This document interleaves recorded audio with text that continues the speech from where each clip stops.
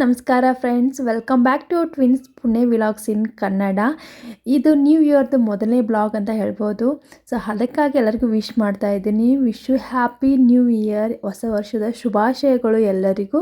ಈ ವರ್ಷ ನಿಮಗೆಲ್ಲ ಸುಖ ಶಾಂತಿ ನೆಮ್ಮದಿಯೆಲ್ಲ ಕೊಟ್ಟು ದೇವ್ರು ಕಾಪಾಡಲಿ ಅಂತ ಕೋರ್ತಾ ಇದ್ದೀನಿ. ಇದು ಬಂದು ಡಿಸೆಂಬರ್ 31 ಕ್ಲಿಪ್ಪಿಂಗ್ಸು. ಮಕ್ಕಳಿಗೆ ಕೇಕ್ ಅಂದರೆ ತುಂಬಾ ಇಷ್ಟ, ಹಾಗಾಗಿ ಕೇಕ್ ಪೀಸಸ್ ತೊಗೊಂಬಂದು ಕೊಟ್ವಿ. ಈ ವರ್ಷ ನ್ಯೂ ಇಯರ್ ಸೆಲೆಬ್ರೇಷನ್ ಅಂತ ಹೊರಗಡೆ ಹೋಗಲಿಲ್ಲ ನಾವು. ಯಾಕೆ ಅಂತ ನೆಕ್ಸ್ಟ್ ರೀಸನ್ ಕೊಡ್ತೀನಿ. ಈ ಕ್ಲಿಪ್ಪಿಂಗ್ ಬಂದು ಜನವರಿ 1 ರಾತ್ರಿ 10 ಗಂಟೆ ಆಗಿತ್ತು. ಮಗಳಿಗೆ ಮೆಹಂದಿ ಹಾಕಿದ್ದೆ. ಯಾಕೆ ಅಂದರೆ ನನ್ನ ಹಸ್ಬೆಂಡ್ ಇಷ್ಟಪಟ್ಟಿದ್ರು, ಮಗಳ ಫುಟ್ ಪ್ರಿಂಟನ್ನು ನಾವು ಕಾರಿನ ಮೇಲೆ ಇಡಬೇಕು ಅಂತ, ಹೊಸ ಕಾರ್ ತೊಗೋಬೇಕು ಅಂತ ಪ್ಲ್ಯಾನಿಂಗ್ ಇತ್ತು. ಅದು ಮುಂಚೆನೇ ಅವ್ರು ಪ್ಲ್ಯಾನ್ ಮಾಡಿದರು. ಸೊ ಹಾಗಾಗಿ ಮಗಳಿಗೆ ಕೈಗೆ ಕಾಲಿಗೆ ಮೆಹಂದಿಯನ್ನು ಹಾಕಿದ್ದೆ ನಾನು. ನೋಡ್ಬೋದು ಬೆಳಗ್ಗೆ ಈ ಥರ ಚೆನ್ನಾಗಿ ಬಂದಿದ್ದು, ತುಂಬ ಇಷ್ಟಪಟ್ಟಳು ಅವಳು. ಈ ದಿನ ಬಂದು 2 ಜನವರಿ ನಮ್ಮದು ಹೊಸ ಕಾರ್ದು ಡೆಲಿವರಿ ಕೊಡ್ತೀವಿ ಅಂತ ಹೇಳಿದರು. ಹಾಗಾಗಿ ಬೆಳಗ್ಗೆ ಬೇಗ ಎದ್ದು ಎಲ್ಲ ರೆಡಿಯಾಗಿ ನಾನು ತಯಾರಾಗಿ ಹೋಗ್ತಾ ಇದ್ದೀವಿ. ಸೊ ನಮ್ದು ಆಲ್ರೆಡಿ ಕಾರ್ ಇತ್ತು, ಬಟ್ ಯಾಕೆ ಹೊಸ ಕಾರ್ ತೊಗೊಂಡಿವಿ ಅಂತ ಯೋಚನೆ ಇರಬಹುದು, ಒಂದಿಷ್ಟು ಜನಕ್ಕೆ ಕ್ವಶನು ಇರಬಹುದು.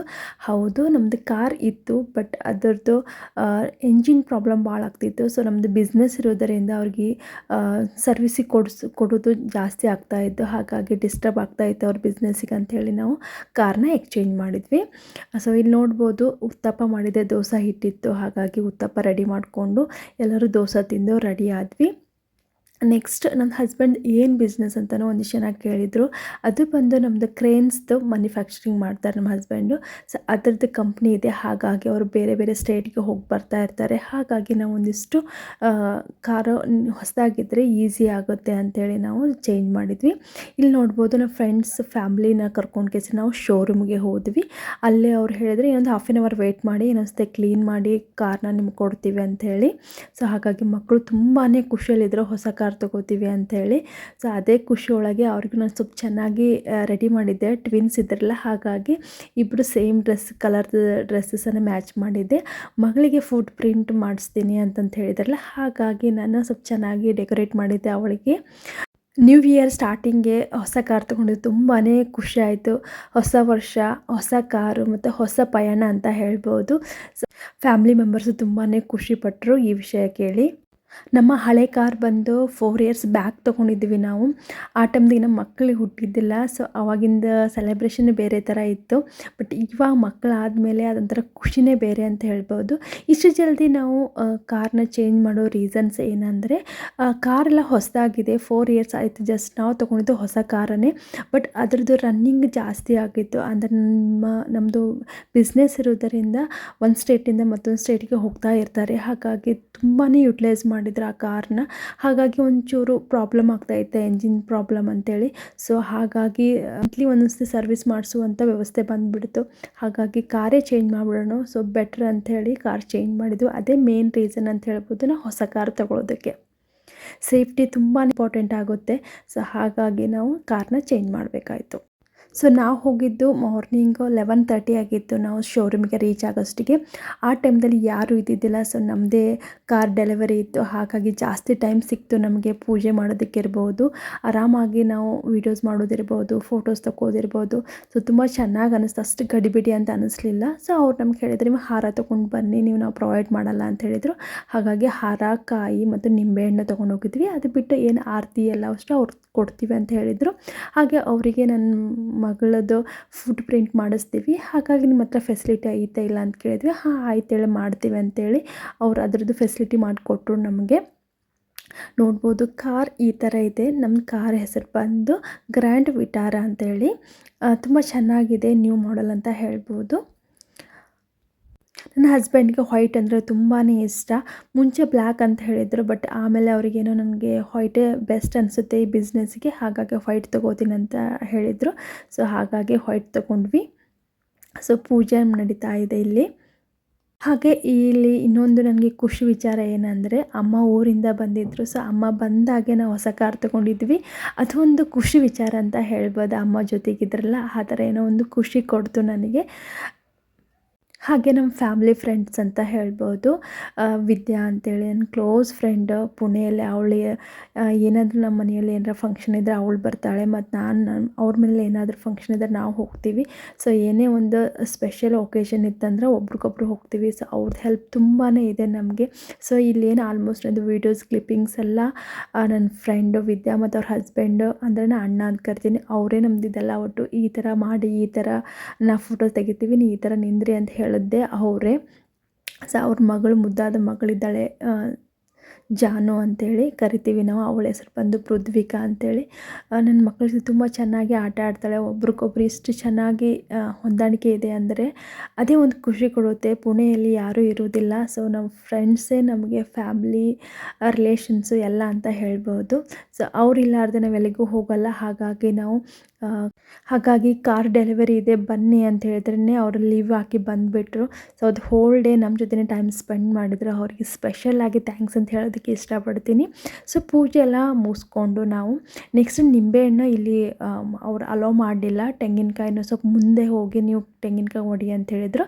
ಸೊ ಹಾಗೆ ಒಂದಿಷ್ಟು ಕ್ಯೂ ಇತ್ತಂತ ಹೇಳ್ಬೋದು. ಅವತ್ತಿನ ದಿನ ತುಂಬಾ ಚೆನ್ನಾಗಿತ್ತಂತ ಹೇಳ್ಬೋದು. ಹಾಗಾಗಿ ತುಂಬ ಜನ ಕಾರ್ನ ಡೆಲಿವರಿ ಮಾಡ್ಕೊಂಡು ಹೋಗೋದಕ್ಕೆ ಬಂದಿದ್ದರು. ಸೊ ಹಾಗಾಗಿ ನೀವು ಮುಂದೆ ಹೋಗಿ ನೀವು ಮತ್ತೇನಾದರೂ ನಿಮ್ಮದು ಪೂಜೆ ಇದ್ದರೆ ಮಾಡ್ಕೊಳ್ಳಿ ನೀವು. ನಾವು ನೆಕ್ಸ್ಟ್ ಕಾರ್ನ ನಿಂದಿರಿಸ್ಬೇಕಾಗುತ್ತೆ ಮತ್ತು ಅವ್ರದ್ದು ಪ್ರೊಸೀಜರ್ ಸ್ಟಾರ್ಟ್ ಮಾಡಬೇಕಾಗುತ್ತೆ ಡೆಲಿವರಿ ಮಾಡೋದಕ್ಕೆ ಅಂತ ಹೇಳಿದರು. ಹಾಗಾಗಿ ಎಲ್ಲ ಮುಗಿಸ್ಕೊಂಡು ನಾವು ಪೂಜೆನ ಮತ್ತು ಮಗಳದ್ದು ಫುಟ್ ಪ್ರಿಂಟ್ ಅದು ಇಂಪಾರ್ಟೆಂಟ್ ಅಂತ ಹೇಳಿದ್ರೆ, ಸೊ ಅದನ್ನು ಫುಟ್ ಪ್ರಿಂಟನ್ನು ಮಾಡಿಸ್ತಾ ಇದ್ದೀವಿ. ಸೊ ಅದಕ್ಕಿಂತ ಮುಂಚೆ ಮಕ್ಕಳಿಗೆ ಎಲ್ಲ ಅಷ್ಟು ಜನಕ್ಕೆ ಕುಂಕುಮ ಹಚ್ಚಿದೆ. ಇದು ನಮ್ಮದು ಸ್ಪೆಷಲ್ ಬ್ಲಾಗ್ ಅಂತಲೇ ಹೇಳ್ಬೋದು. ನ್ಯೂ ಇಯರ್ದು ಫಸ್ಟ್ ಬ್ಲಾಗ್ ಈ ಥರ ಸ್ಪೆಷಲಾಗಿರುತ್ತೆ ಅಂತ ನಾನು ಅಂದ್ಕೊಂಡಿದ್ದಿದ್ದಿಲ್ಲ. ಹಾಗಾಗಿ ತುಂಬಾ ಖುಷಿ ಆಗುತ್ತೆ.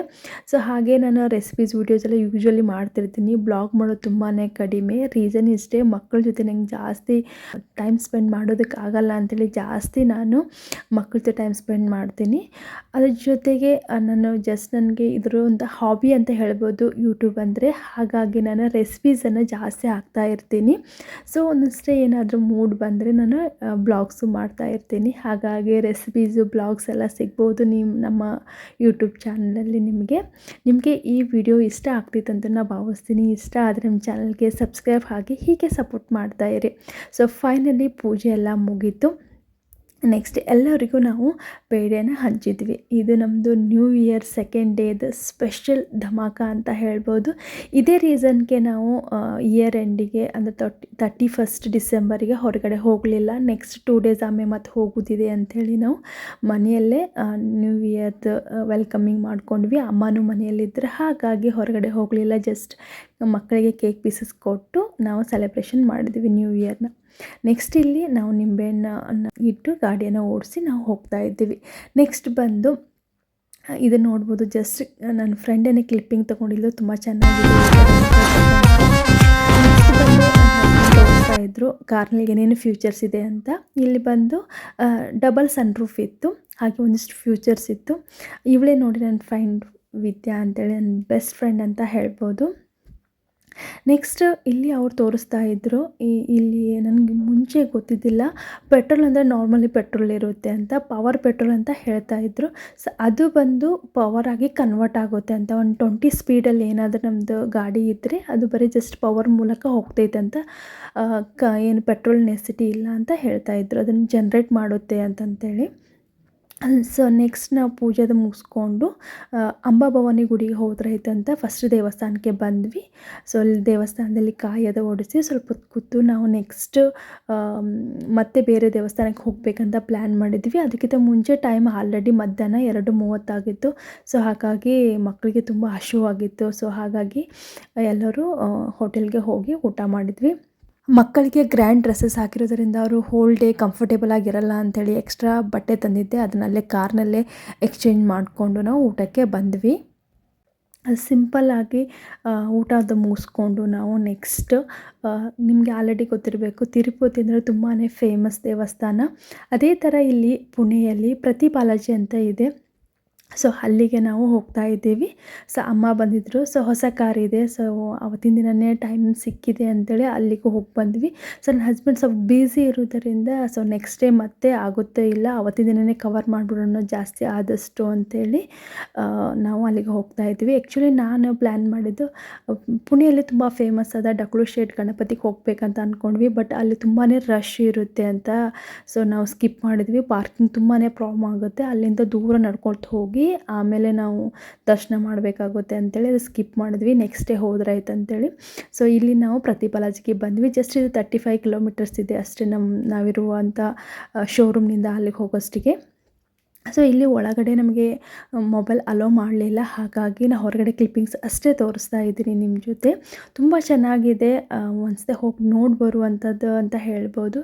ನಾನು ತಿರುಪತಿಗೆ ಹೋಗಿಲ್ಲ, ಜಸ್ಟ್ ಇದು ಸೆಕೆಂಡ್ ಟೈಮ್ ನಾನು ಹೋಗ್ತಾ ಇರೋದು ಪ್ರತಿ ಬಾಲಾಜಿಗೆ. ತುಂಬ ಚೆನ್ನಾಗಿದೆ, ತುಂಬ ಕ್ಲೀನಾಗಿ ಮೇಂಟೈನ್ ಮಾಡಿದ್ದಾರೆ, ಅದು ನಂಗೆ ತುಂಬಾ ಖುಷಿ ಆಯಿತು. ಸೊ ಇಲ್ಲಿ ಎಲ್ಲರ ಅಮ್ಮನ ಜೊತೆ ಸೊ ಮಕ್ಕಳ ಜೊತೆ ಎಲ್ಲ ಫೋಟೋಸ್ ಎಲ್ಲ ತೊಗೊಂಡ್ವಿ. ಹಾಗೆ ಅವರು ನಮಗೆ ಒಂದು ಪ್ರಸಾದ ಕೊಟ್ಟಿದ್ರು, ಅದು ತಿಂದ್ವಿ. ಸೊ ಎಲ್ಲ ಮುಗಿಸ್ಕೊಂಡು ನಾವು ನೆಕ್ಸ್ಟ್ ಮತ್ತು ಮನೆಗೆ ಹೊರಡ್ತಾ ಇದ್ವಿ. ಸೊ ಪಾರ್ಕಿಂಗ್ ದೂರ ಮಾಡಿದ್ವಿ ನಾವು, ಯಾಕಂದರೆ ಅಲ್ಲೆಲ್ಲ ತುಂಬ ರಶ್ ಇತ್ತು. ಆ್ಯಕ್ಚುಲಿ ನಾವು ಅಲ್ಲಿ ಹೋಗಿದ್ದು ಈವ್ನಿಂಗು 5:30 ಆಗಿತ್ತು. ಸೊ ನಾವು ಒಳಗಡೆ ಎಂಟ್ರಿ ಕೊಟ್ಮೇಲೆ ಆಮೇಲೆ ಒಂದು ಹಾಫ್ ಆನ್ ಅವರ್ ಆದಮೇಲೆ ತುಂಬ ಜನ ಬಂದರು. ಅದೇ ಅಂದ್ಕೊಂಡ್ವಿ ನಾವು, ಇಲ್ಲಾಂದರೆ ತುಂಬಾ ಕ್ಯೂ ಇರ್ತಿತ್ತು, ಮನೆಗೆ ಹೋಗೋದು ತುಂಬಾ ಲೇಟ್ ಆಗ್ತಿತ್ತು ಅಂಥೇಳಿ. ಸೊ ಬೆಟರ್ ನಾವು ಜಲ್ದಿನೇ ಫಾಸ್ಟ್ ನಾವಿದ್ದಾಗಿನ ಜಾಸ್ತಿ ಜನ ಇರಲಿಲ್ಲ, ಚೆನ್ನಾಗಿ ನಮ್ಮದು ದರ್ಶನ ಆಯಿತು ಅಂತ ಹೇಳ್ಬೋದು. ಸೊ ಎಲ್ಲ ಮುಗಿಸ್ಕೊಂಡು ಇಲ್ಲಿ ಮಾರ್ಕೆಟು ತುಂಬ ಚೆನ್ನಾಗಿತ್ತು, ಬಟ್ ನಮಗೆ ಲೇಟ್ ಆಗುತ್ತೆ ಮನೆಗೆ ಅಂತ ಹಾಗೆ ಬಂದ್ವಿ. ಸೊ ಮುಂದೆ ಬಂದು ಒಂದು ಹಾಫ್ ಆನ್ ಅವರ್ ಮುಂದೆ ಬಂದು ಸೊ ಟೀ ಕುಡಿದ್ರಾಯ್ತಂತ ಇಲ್ಲಿ ಹೇಳಿದ್ವಿ. ಸೊ ಟೀ ಕುಡಿದು ನಾವು ನೆಕ್ಸ್ಟ್ ಮತ್ತೆ ಮನೆ ಕಡೆ ಹೋಗ್ತಾ ಇದ್ವಿ. ಇದು ನಮ್ಮ ಬ್ಲಾಗ್ ಆಗಿತ್ತು. ನಿಮಗೆ ಈ ಬ್ಲಾಗ್ ಇಷ್ಟ ಆಗೈತೆ ಅಂತ ಅನ್ಕೋತೀನಿ. ಮತ್ತೆ ನಿಮಗೆ ಹೊಸ ವೀಡಿಯೋಸೊಂದಿಗೆ ಸಿಗ್ತೀನಿ. Thank you for watching.